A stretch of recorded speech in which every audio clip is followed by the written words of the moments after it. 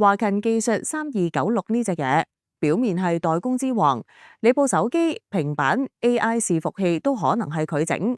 舊年收入成1700億，聽落好勁，但其實佢賺錢能力薄過張紙，毛利率得7.7%，淨利率更加得2.4%，即係做100蚊生意，淨賺2蚊幾，仲要現金流負數。即係賺嗰啲錢只係帳面數，未真正落袋，仲要上市前高層自己派息套現幾十億，散戶得個睇字。為想玩新股暗盤揾食，記住富途牛牛嘅旺場。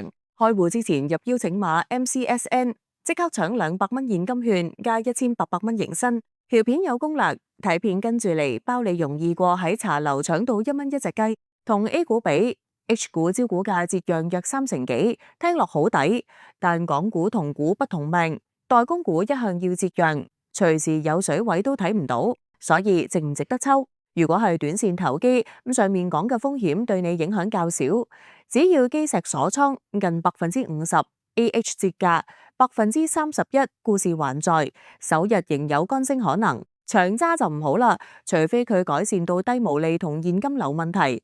短線嘅你可以小注玩下，當買張六合彩。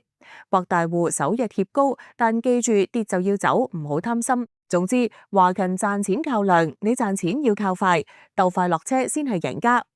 想收到更多新股、潛力股同埋潛力幣資訊，就記住即刻 subscribe 我哋嘅頻道同埋 like 我哋條片啦。